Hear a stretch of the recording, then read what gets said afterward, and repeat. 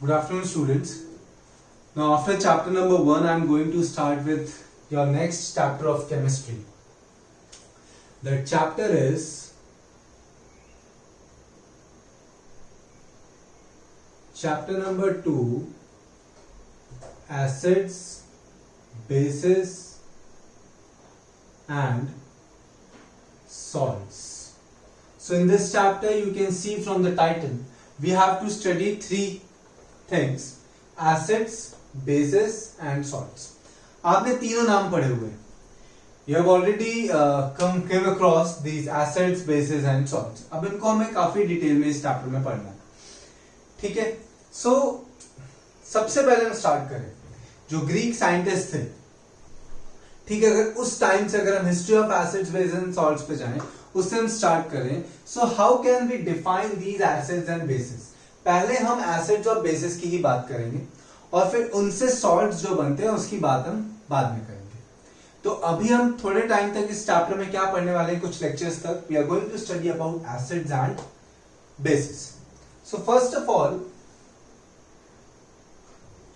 अगर हम एसिड्स की बात करें तो ग्रीक साइंटिस्ट जो सबसे पहले जो हिस्ट्री में अगर हम जाएं तो उन्होंने डिफाइन करा था इनको टेस्ट के बेसिस पे. हम एसिड्स और बेसिस को डिफरेंशिएट कैसे कर सकते हैं? टेस्ट के बेसिस पे. Acids are sour to test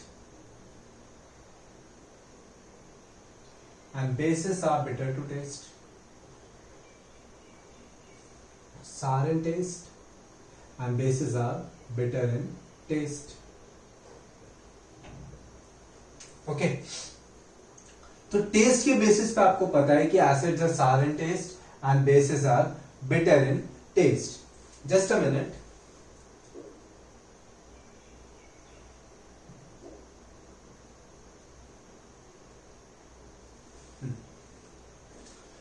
आपके टेक्स्ट बुक में अगर आप ये चैप्टर देखोगे तो इतना ज्यादा डिटेल में नहीं है. ठीक है. तो साथ साथ में ये सब पॉइंट्स भी हम लिखते जाएंगे. फर्स्ट चैप्टर तो काफी सिंपल था, कल टेस्ट भी हो चुकी है उसकी और सबने बहुत अच्छा ही परफॉर्म किया है. सो चैप्टर 1 आपको बहुत अच्छे से आ चुका है. चैप्टर 2 में भी जो जो पॉइंट्स मैं आपको लिखवाते जा रहा हूं उसके अकॉर्डिंग ही आपको जाना है. सो टेस्ट के बेसिस पर हमने क्या देखा? Acids are sour in taste while bases are bitter in taste. तो ये तो क्या था? टेस्ट के बेसिस पर डिफरेंशिएशन था. अच्छा, एसिड्स और बेसिस के बारे में पढ़ना क्यों है? क्योंकि आप इतने सारे सब्सटेंसेस देखते हो अपने डे टू डे लाइफ में जिनको आप एसिड्स और बेसिस में कैटेगराइज कर सकते हो. For example, if you have a severe acidity, अगर आपको एसिडिटी हो गई है, so what you are going to consume? You are going to consume Eno, baking soda, clear, milk of magnesia.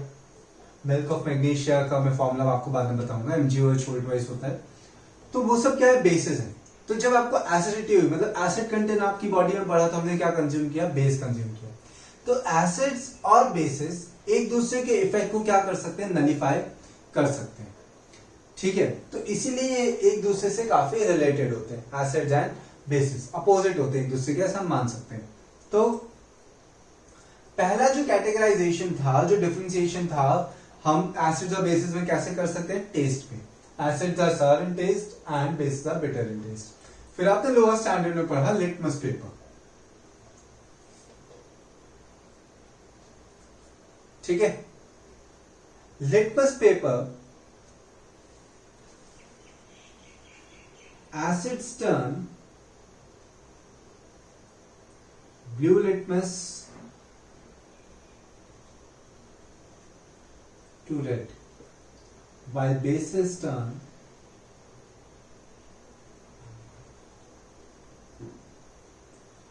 red litmus to blue. Acids blue litmus को red turn करते हैं, bases red litmus को blue turn करते हैं. तो what is this litmus?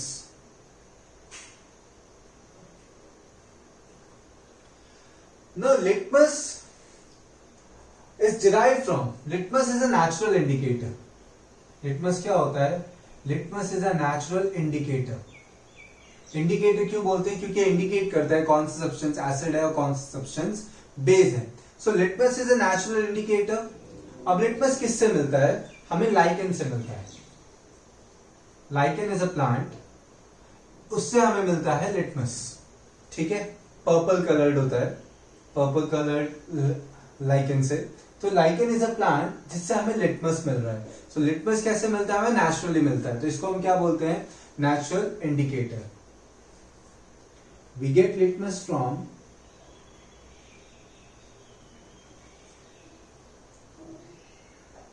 lichen. It is a plant which falls under Thallophyta.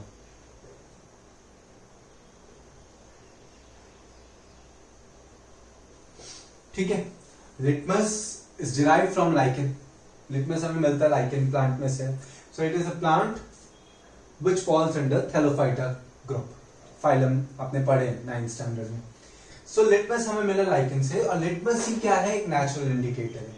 There are several other natural indicators, for example turmeric, turmeric हल्दी बोलते हैं, वो भी क्या है, नेचुरल इंडिकेटर है, वो भी कलर चेंज करती है एसिड में और बेसिस में। तो आपको दो नेचुरल इंडिकेटर्स याद रखने हैं, कौन कौन से, एक तो लिटमस, ठीक है, और दूसरा turmeric. Litmus and turmeric are natural indicators. So just pause the video here. Last point आपको क्या मेंशन करना है, और litmus and turmeric are the natural indicators. ठीक है, so write down this thing. Pause the video over here and write down this. Okay.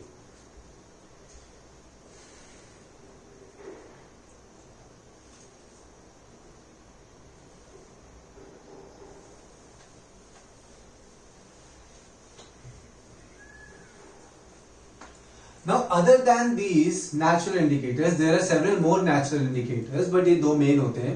So, other than these natural indicators, there are some synthetic indicators.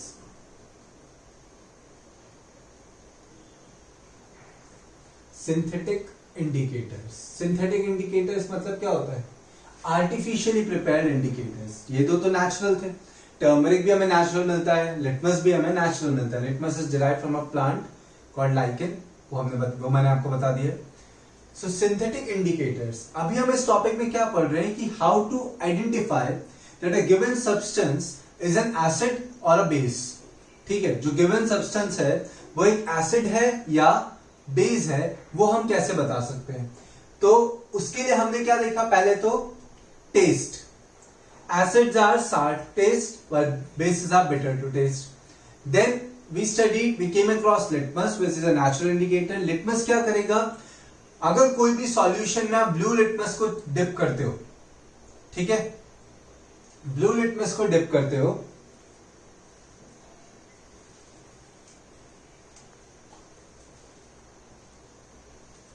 Blue litmus को, जैसे मैं बता दूं acids में blue litmus को अगर आप dip करते हो तो वो किस में कन्वर्ट हो जाएगा, रेड में।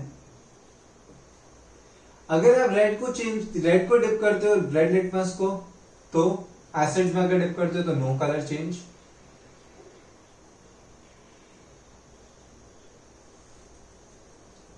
ठीक है, बेसिस, अगर रेड लिटमस को डिप करते हो बेस में तो वापस किस में चेंज हो जाएगा, ब्लू में। अगर ब्लू लिटमस डिप करते हो तो नो कलर चेंज।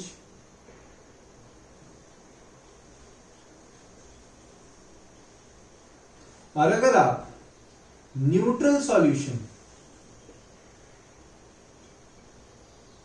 में डिप करते हो, किसको, लिटमस को, कोई भी कलर के लिटमस को, अगर हम लिटमस पेपर को न्यूट्रल सॉल्यूशन मतलब वाटर, ऐसे न्यूट्रल सॉल्यूशंस और भी हैं, ठीक है। सो लिटमस को न्यूट्रल सॉल्यूशन में डिप करते हैं तो वो कौन से कलर में चेंज होता है, पर्पल। तो ये सब कलर्स आपको याद रखने। Clear, acids turn blue litmus to red, bases turn red litmus to blue, and neutral solution turns any litmus to purple colour. तो एक कलर्स पहले आप लिख लो, ये सब नेचुरल मतलब लिटमस के बारे में, ठीक है, लिटमस के ही कलर्स आपसे पूछे जाते हैं। So write down this thing.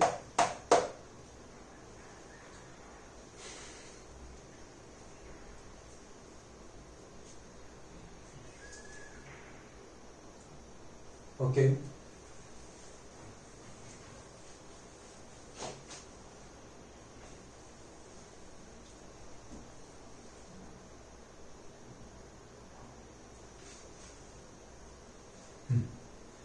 अब आपका जो नेक्स्ट टॉपिक है वो है synthetic indicators. Synthetic indicators, synthetic indicators का मतलब artificially prepared indicators. So artificially prepared indicators, the most commonly used two synthetic indicators are, first is methyl orange. Methyl orange को अगर आप एसिड में पोर करो, मिथाइल ऑरेंज अगर एसिड में add किया आपने, सो वो कौन से कलर में चेंज हो जाएगा? रेड। बट अगर आपने बेस में ऐड किया तो कौन से कलर में चेंज हो जाएगा? येलो। क्लियर? कलर्स भी याद रखने हैं साथ साथ में। Second synthetic indicator is फेनोल्फथलीन।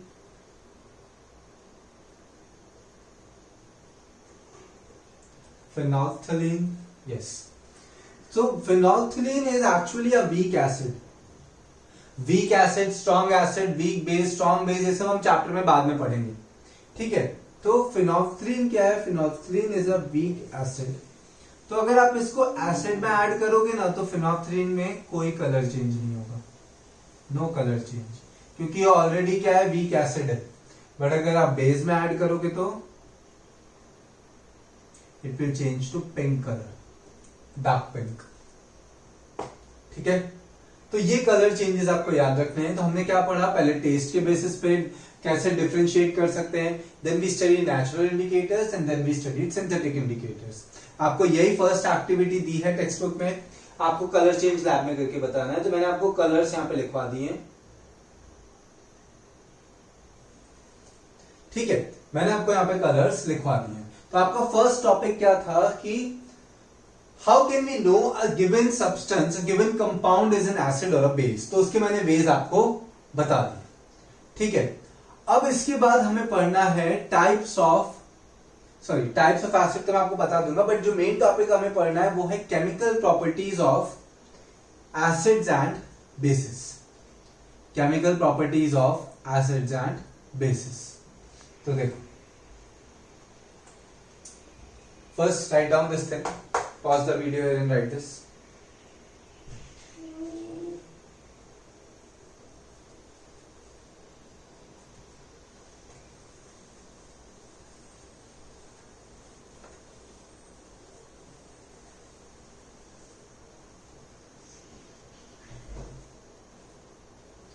देखो, before starting with the chemical properties of acids and bases, first I will tell you what are the types of acids.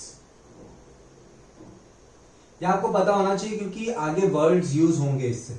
Text book में डायरेक्टली वर्ड यूज करा है, बट मैं आपको बता देता हूं। There are two types of acids. First is organic acids and second is mineral acids.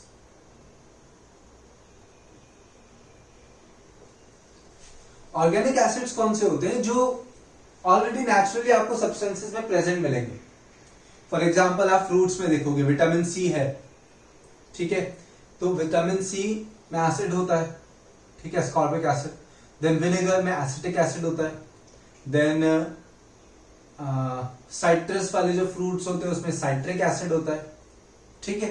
तो जो चीजें हमें नेचुरली मिल रही हैं उसमें एसिड थोड़ा बहुत प्रेजेंट है, ठीक है? एसिडिक इफेक्ट, लेमन में एसिड होता है, तो वो हमारे लिए हार्मफुल नहीं है। So the acids which are already present in the things, ठीक है, उसको हम बोलते हैं ऑर्गेनिक एसिड्स। ऑर्गेनिक एसिड्स को पता करने का सबसे मेन वे क्या है कि उसमें कार्बन होगा, carbon containing. For example acetic acid CH3COOH, इसमें कार्बन है, यह है एसिड, ठीक है? ये होता है acid. Mineral acids, mineral acids मतलब जो बहुत ही हाईली कोरोसिव होते हैं and they are very dangerous.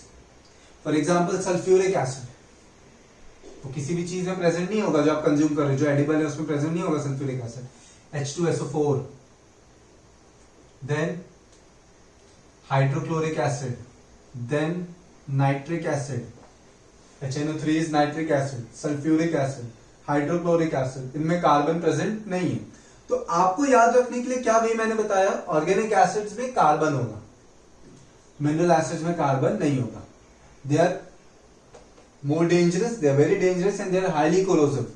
कोई भी सरफेस पे भी एसिड स्प्रे डाल दो, उस सरफेस पूरा कोरोड हो जाएगा, ठीक है, स्किन बर्न हो जाती है इन एसिड से, ठीक है। Organic acids carbon containing, they are very mild and they can be consumed, ठीक है। विनेगर हम खाते हैं, clear, lemon, then citrus fruits हम खाते हैं, विटामिन सी हम लेते हैं फ्रूट से, दूसरे फ्रूट से, so those things contain acid. तो ये इसकी बात हो गई। अब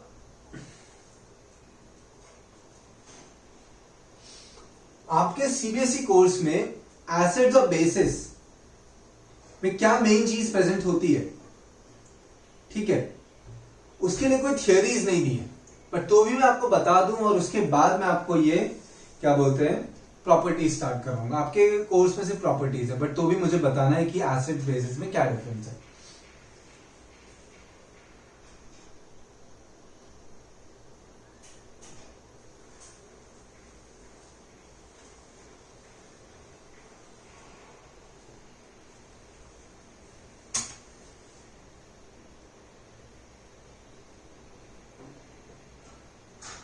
एसिड्स क्या होते हैं, दे कंटेन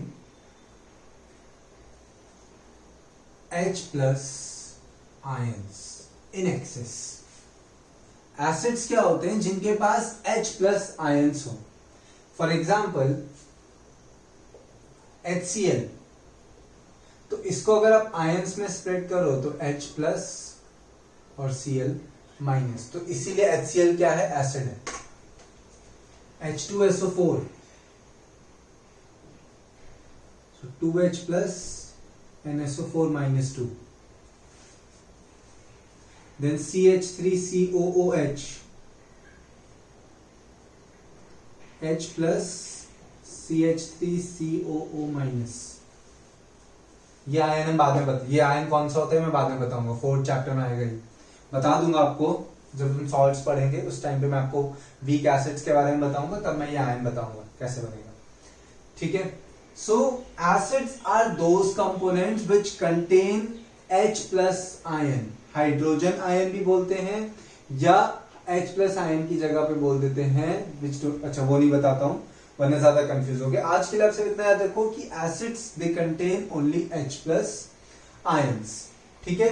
तो HCl में H प्लस होता है, H2SO4 में H प्लस होता है, HNO3 में H प्लस होता है, ठीक है। HNO3 कौन से आयन से बनता है, H plus hydrogen ion and nitrate ion NO3 minus, तो HNO3, क्लियर, नाइट्रिक एसिड। सो ये जिसमें भी H प्लस आयन प्रेजेंट होगा उसको हम क्या बोलेंगे, एसिड बोलेंगे। So just pause the video here and right this.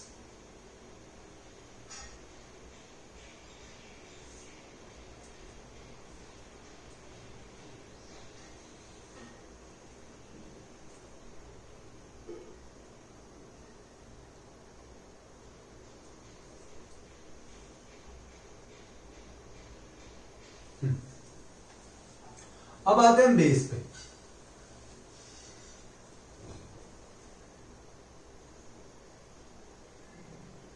They contain OH minus ion, मतलब कौन सा आयन, हाइड्रोक्साइड आयन। जिसमें हाइड्रोक्साइड आयन होगा, ऑक्सीजन नहीं बोल रहा हूं, ऑक्सीजन हाइड्रोजन अलग नहीं होते हैं।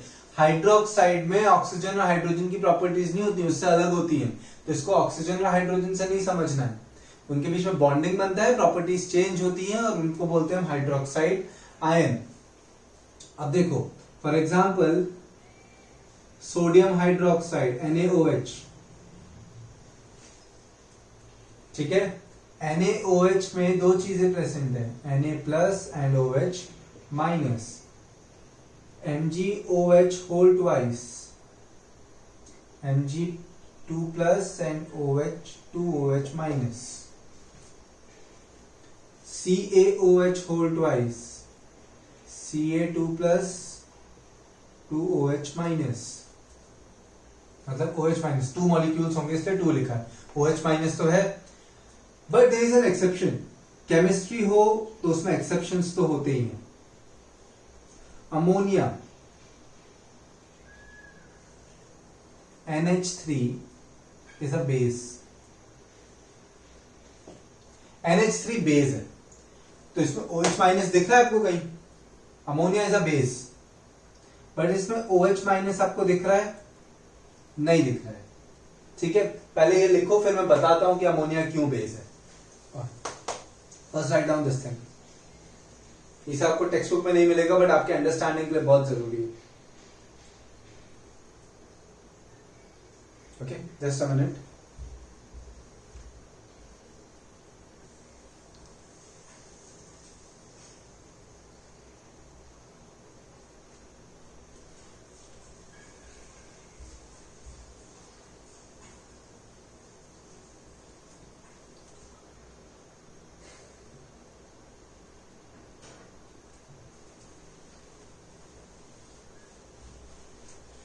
Now, why ammonia is considered as a base? ठीक है, dry ammonia is not a base, but aqueous solution of ammonia, aqueous form of ammonia, ये स्टार करके आपको लिख लेना है. Ammonia is a base. Aqueous form मतलब अमोनिया में वाटर ऐड करो तो बेस की तरह बिहेव करने लगता है, वाटर ना हो तो बेस की तरह बिहेव नहीं करता है. क्यों ऐसा होता है, उसका रीजन मैं आपको बता दे रहा हूं. NH3 में जैसे ही वाटर ऐड करते हैं, एक्वस सॉल्यूशन मतलब वाटर ऐड किया हुआ है उसमें, तो वो वाटर से रिएक्ट कर जाता है और बना देता है NH4OH. क्या बना देता है? NH4OH. तो यहां पे दो आयन्स हो गए, एक अमोनियम आयन हो गया NH4 प्लस, और दूसरा आयन हो गया OH minus. This is ammonium ion and this is hydroxide ion.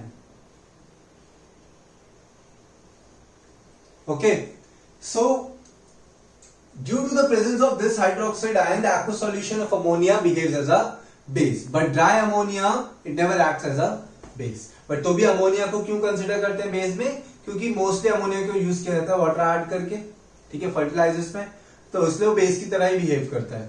So ammonia is considered in a base, considered as a base. Right down this thing also, then we will start with the chemical properties and study first chemical property.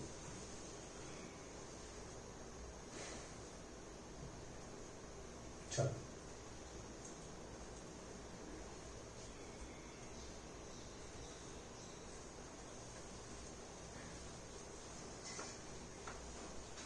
आज हम start करते हैं chemical properties से. अब chemical properties of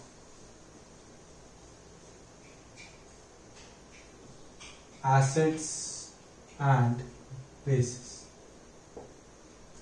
in that first, reaction of acid with metal, फिर हम base with metal पढ़ेंगे. Reaction of acid with metal. तो आपको एक एक्टिविटी दी है, देखो आपको एक टेस्ट ट्यूब में, ठीक है, सपोज एक टेस्ट ट्यूब है,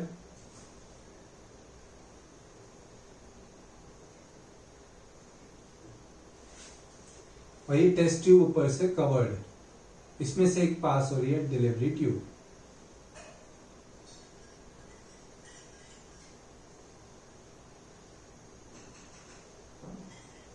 ठीक है,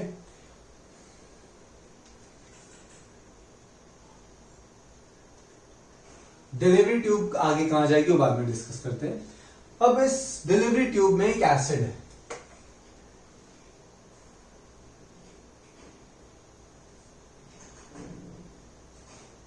और यहां पे डिलीवरी ट्यूब एसिड में डिप नहीं करनी है, एसिड से ऊपर रखनी है,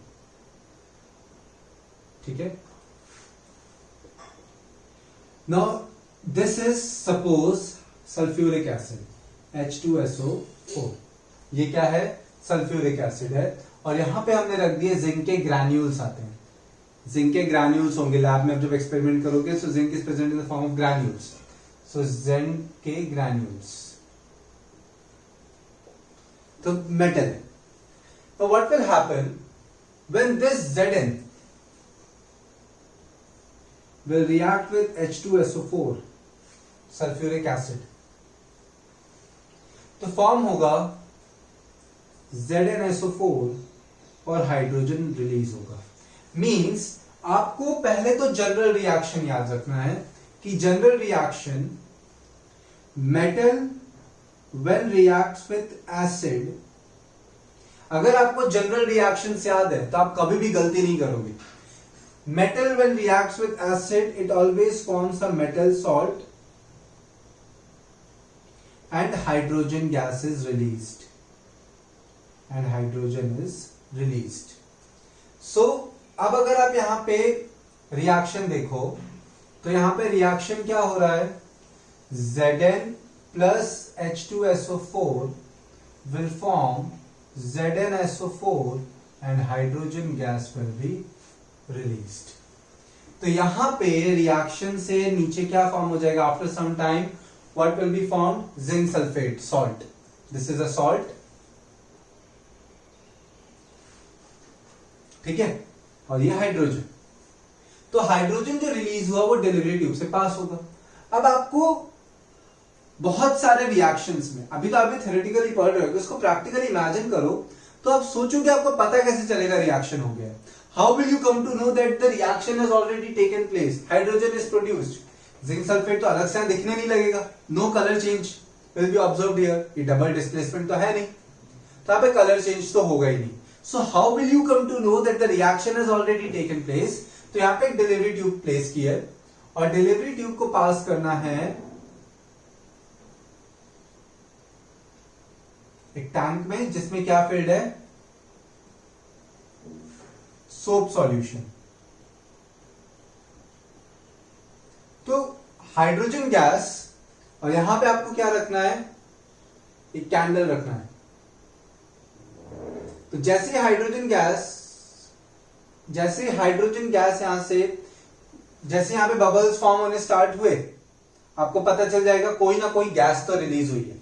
वो हाइड्रोजन है, वो कैसे पता चलेगा कि हाइड्रोजन धीरे धीरे एटमॉस्फेयर में जाएगी, गैस है, तो धीरे धीरे जैसे एटमॉस्फेयर में जाएगी तो ये जो कैंडल है इसको बर्न करेगी, या जो मैचस्टिक है, ठीक है, आपके में किसका एग्जांपल दिया है, burning of hydrogen gas with a pop sound, तो वो बर्न होगी। आपको कैंडल का एग्जांपल दिया है, मैचस्टिक भी ले सकते हैं, हम कैंडल भी ले सकते हैं। So this will start burning with a pop sound, this will burn with a pop sound due to the presence of hydrogen. Hydrogen is the most efficient fuel, but उसको हम यूज नहीं करते हैं, that is a different topic, वो तो जब हम chapter पढ़ेंगे लास्ट के तब हम देखेंगे।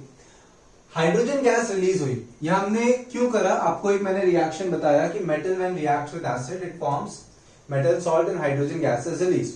But how will you come to know that the reaction is already taken place, so you have to connect a delivery tube in this test tube, and one end of the delivery tube should lie in a soap solution. When hydrogen gas is released, bubbles will be produced which indicate the presence of a gas, of any gas. But how will you come to know that it is hydrogen? So you have to keep a candle or a matchstick near this, and due to the presence of hydrogen here, hydrogen excess amount पे निकलेगा, hydrogen atmosphere में तो है ही, but it is in a very less proportion, but यहाँ पे excess amount पे निकलेगा, so that hydrogen will burn this candle or a matchstick. This hydrogen will burn this candle or a matchstick with a pop sound. It will start burning with a pop sound, which indicates that the reaction has taken place. तो अब अंदर क्या होगा, metal salt होगा और hydrogen gas release हो रही होगी। तो आपको क्या याद रखना है इस एक्टिविटी से कि metal when reacts with acid, हम केमिकल प्रॉपर्टीज पढ़ रहे हैं, पहला पॉइंट है reaction of acid with metal. So metal when reacts with acid it always forms a metal salt and hydrogen gas is released. तो अगर कुछ दूसरा लेते हैं हम, HCl ले लेते तो क्या फॉर्म होता, ZnCl2 प्लस H2। अब इसको बैलेंस करते हैं, हो गया बैलेंस। अगर हम जिंक की जगह कुछ और लेते, सपोज सोडियम ले लेते तो, मैग्नीशियम ले लेते तो सपोज, तो क्या फॉर्म होता, MgSO4 plus H2। So this is the general reaction, this is the other chemical reaction। तो हमें मेटल लेना है और एसिड लेना है, ठीक है। Generally high reactive metals are taken और मिडिल, कैल्शियम ले सकते हो, मैग्नीशियम ले सकते हो, clear. So just go through this activity, try to remember all the colour changes which occurred by using a natural indicator and the synthetic indicator। ठीक है, आज का टॉपिक बहुत अच्छे से पढ़ो, टेक्स्ट बुक से ये एक्टिविटी पढ़ो, क्योंकि जो मैंने सब चीज बताई वो सारी की सारी चीजें बुक में नहीं मिलेंगी आपको। तो पॉइंट्स अच्छे से लिखो और कोई डाउट है तो मुझे कांटेक्ट करना। Okay, thank you.